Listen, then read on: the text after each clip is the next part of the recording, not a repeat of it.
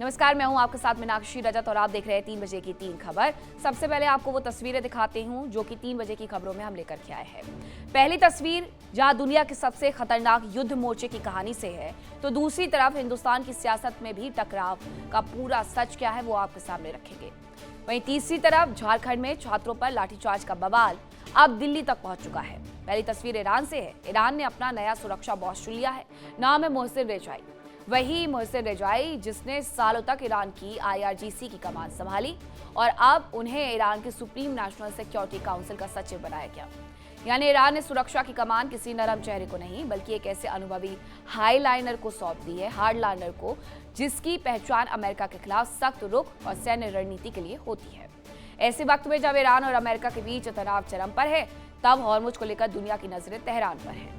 और जब बातचीत के मेज पर भी तलवारों की खनक सुनाई दे रही हो, तो सवाल है कि क्या ईरान ने साफ कर दिया है कि अब बातचीत नहीं मुकाबला होगा। इसी के साथ भारत में सियासत का पारा भी चढ़ा हुआ है। यूपी के सीएम योगी आदित्यनाथ ने राहुल गांधी पर सीधा हमला बोला। सीएम ने साफ संदेश दिया, राहुल गांधी चर्चा से भागे नहीं, सवाल उठाते हैं तो जवाब भी सुने। संसद बहस और संवाद की जगह है, हंगामे और राजनीति की नहीं। वहीं तीसरी खबर झारखंड से जुड़ी हुई है, जहां छात्रों के मुद्दे को लेकर शुरू हुआ विवाद अब दिल्ली तक पहुंच चुका है। रांची में बवाल हुआ तो दिल्ली में सियासी उबाल है। संसद परिसर के बाहर सत्ता पक्ष और कांग्रेस आमने सामने आ गए। छात्रों के मुद्दे पर नारेबाजी हुई, प्रदर्शन हुआ। देखते देखते छात्र राजनीति का मुद्दा सत्ता बनाम विपक्ष की सीधी लड़ाई में बदलता नजर आ रहा है। तो चलिए करते हैं शुरुआत और आपको बताती हूँ 3 बजे की 3 खबर में सबसे पहली खबर क्या है। हॉर्मुज तनाव के बीच में ईरान का बड़ा राजनीतिक फैसला सामने आया है। सुप्रीम नेशनल सिक्योरिटी काउंसिल में बड़ा बदलाव किया गया है। मोहसिन रेजाई ईरान के नए सिक्योरिटी चीफ बना दिए गए हैं। इजराइल US के खिलाफ सख्त रुख के लिए वो जाने जाते हैं। ईरान की सुरक्षा और विदेश नीति पर असर पड़ेगा। अमेरिका से टकराव के बीच में ईरान ने सुरक्षा नेतृत्व बदला है। ईरान ने अपनी सुरक्षा व्यवस्था में अब तक का सबसे बड़ा बदलाव किया है, जिसने दुनिया की नजरें सीधे तेहरान पर टिकाने को मजबूर कर दिया है।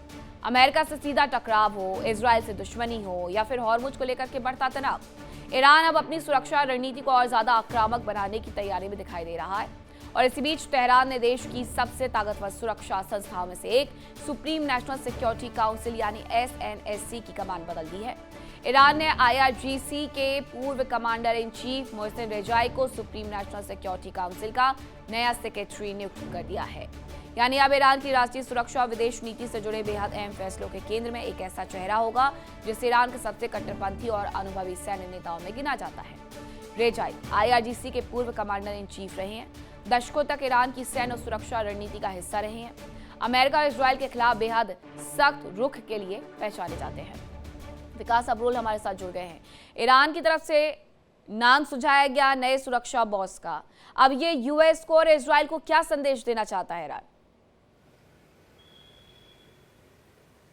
देखिए मीनाक्षी, सबसे पहले बात, मोहसिन रेजाई जो है वो मुश्तबा खमनाई के बहुत करीबी माने जाते हैं और उनके सुरक्षा सलाहकार भी, सैन्य सलाहकार भी रहे हैं। और 1981 से लेकर 97 तक देखा जाए, जब 16 साल थे तब ये पूर्व कमांडर इन चीफ रहे हैं। उसके बाद ईरान इराक युद्ध में इनकी बहुत बड़ी भूमिका रही है। ये सैन्य के साथ साथ ये राजनीति में इनका अच्छा अनुभव है। ये vice president of economic affairs भी रहे हैं ईरान के। तो ऐसे में कहीं ना कहीं IRGC ने पूरी तरह से देखा जाए तो कंट्रोल जो है अब सिक्योरिटी काउंसिल पे भी कर लिया, सिक्योरिटी संस्थाओं पे, एस्टेब्लिशमेंट्स पे भी कर लिया है। जहां पे एक तरफ राजनीति में IRGC का कंट्रोल था, सिक्योरिटी एस्टेब्लिशमेंट पे उनका कंट्रोल हो चुका। तो कहीं ना कहीं बहुत हार्ड लाइनर माने जाते हैं। ऐसे में आने वाले समय में US के लिए चीजें आसान नहीं होंगी, क्योंकि ये एक बहुत ही जो एक ताकतवर नेता गिने जाते हैं इस समय ईरान के। इन्होंने वहां पे प्रेसिडेंटशिप के लिए भी चुनाव लड़ चुके हैं। हालांकि वो जीत नहीं पाए 3 बार, लेकिन कहीं ना कहीं राजनीति के साथ साथ सैन्य का अनुभव इनके बहुत काम आएगा। और ईरान कहीं ना कहीं अब एक बहुत ही देखा जाए तो हार्ड लाइनर के रूप में उभर के आया है और US को इसके लिए मुस्तफा खामनेई का प्रतिनिधि भी बना दिया गया है। लेकिन इन सब के बीच में ईरान की तरफ से 6 बड़े पदों पर बदलाव किए गए हैं। तैयारी यानी ईरान की पूरी है कि अगर इजराइल और US एक बार फिर से आगे बढ़ते हैं तो एक ठोस रणनीति के तहत उन्हें जवाब दिया जाएगा।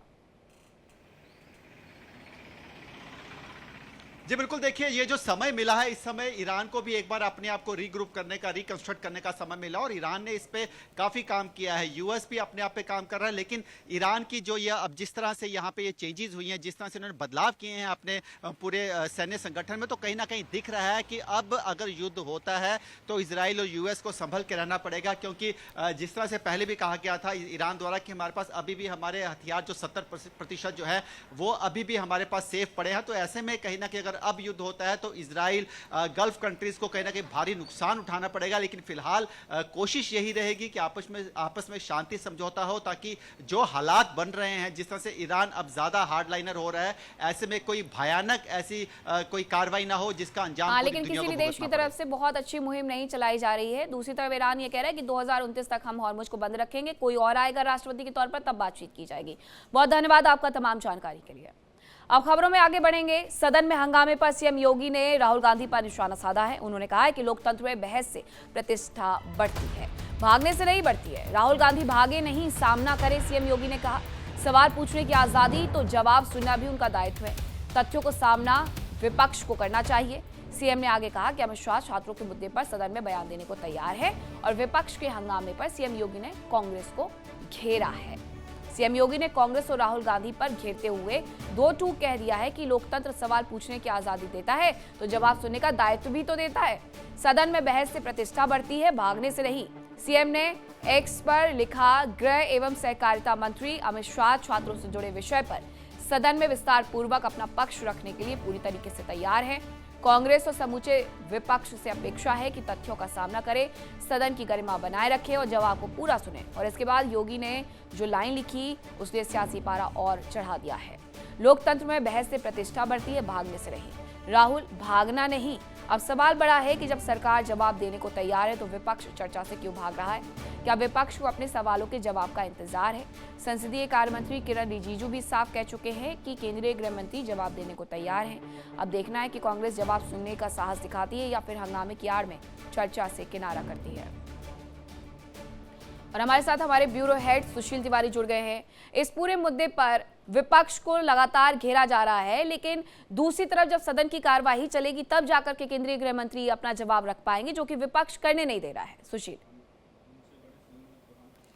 बिल्कुल, क्योंकि विपक्ष लगातार वहाँ हंगामा कर रहा है, क्योंकि वहाँ पर सदन नहीं चलने दे रहा है। अगर सदन चल जाए तो बिल्कुल गृह मंत्री जवाब रखेंगे। आज यही बात योगी आदित्यनाथ ने कही है और उन्होंने साफ कहा है कि कम से कम जो एक लोकतंत्र है उसमें बहस बहुत ज़रूरी होती है और जो तथ्य है उनका सामना करना चाहिए। जब ये राहुल गांधी सवाल पूछ रहे हैं तो सवाल को सुनने का दायित्व भी होना चाहिए, क्योंकि लोकतंत्र में साफ है ये।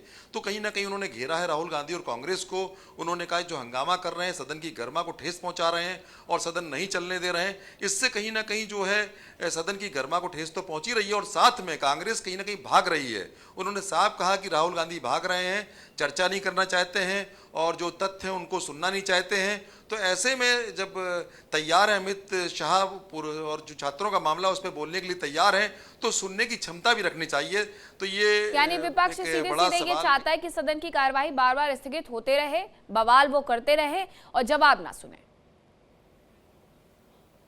बिल्कुल, क्योंकि जिस तरह सदन में विपक्ष लगातार सदन की कार्रवाई को नहीं चलने दे रहा है और लगातार वहाँ पर हंगामा कर रहा है, तो ये उसका मकसद है कि जो वहाँ पर नेता बोलना चाहते हैं उनको बोलने नहीं दिलवाना चाहते हैं। वो चाहते हैं ये लोग ना बोलें, तो इस तरह कहीं ना कहीं वो सदन में जो कार्रवाई उससे भाग रहे हैं। और एक सिर्फ जिस तरह छात्रों के मुद्दे पर चंदा चलावा चोरी के मामले में लगातार वहाँ पर हंगामा क्रिएट किए हुए हैं, उससे कम से कम इनको एक जो सदन की कार्रवाई में शामिल होना चाहिए और वहाँ पर बहस में शामिल होना चाहिए।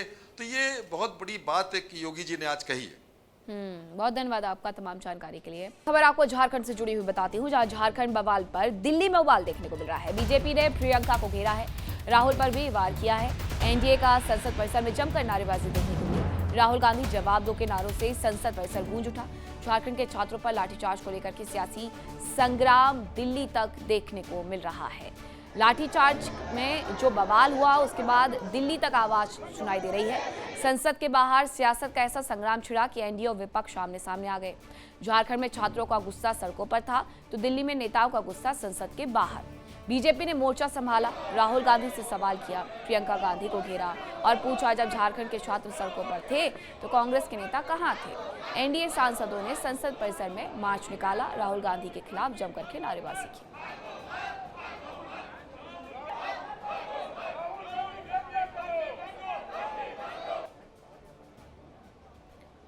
तो ये तस्वीरें आपको दिखा रहे हैं। एक तरफ सरकार पक्ष खड़ा हुआ है, दूसरी तरफ विपक्ष खड़ा हुआ है।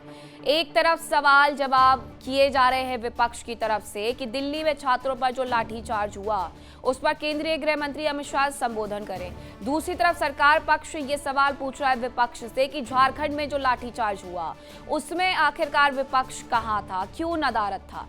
दोनों ही पक्ष एक दूसरे से सवाल जवाब करते हुए नजर आ रहे हैं, लेकिन इन सब के बीच में संसद की कार्यवाही सबसे ज्यादा प्रभावित हो रही है। एक तरफ सरकार पक्ष का कहना है कि केंद्रीय गृह मंत्री जवाब देने के लिए तैयार है, लेकिन उसके लिए विपक्ष को संसद में मौजूद रहना होगा। लेकिन विपक्ष संसद से ज्यादा संसद के बाहर परिसर में मौजूद रहता है।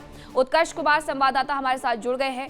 उत्कर्ष, इस पूरे मुद्दे पर एक तरफ सरकार पक्ष, एक तरफ विपक्ष खड़ा हुआ नजर आ रहा है, लेकिन संसद की कार्यवाही नहीं चलेगी तो किसको किसका जवाब मिलेगा?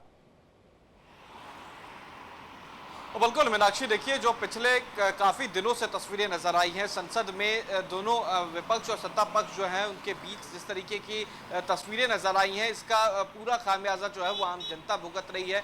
कई ऐसे विधेयक जो है वो पास नहीं हो पाए और आज ये माना गया कि संसद के अंदर कार्यवाही जो है वो ठीक से चलेगी। 2 बजे के बाद गृह मंत्री अमित शाह को अपना वक्तव्य देना था, लेकिन विपक्ष के हंगामे के बीच ये भी आसार नजर नहीं आ रहे हैं। लगातार विपक्ष का ये कहना है कि 3 अलग अलग मुद्दे हैं। एक, संसद में अमित शाह ये जवाब दें कि किस तरीके से 20 जुलाई को लाठीचार्ज हुआ। दूसरा, चंदा चोरी का मामला। और तीसरा, अमित शाह से माफी की और सरकार पक्ष ये कह रहा है कि हम जवाब देने के लिए तैयार हैं, लेकिन उसके लिए विपक्ष को संसद में मौजूद रहना होगा, ना कि संसद परिसर के बाहर।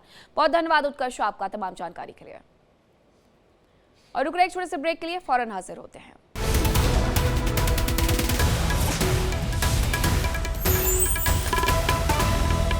देखिए इंडिया डेली 24/7 अब आपके स्मार्ट टीवी पर। इंडिया डेली मौजूद है सभी डिजिटल प्लेटफॉर्म पर लाइव और लगातार। इंडिया डेली 24/7 हर दिन राष्ट्र को समर्पित।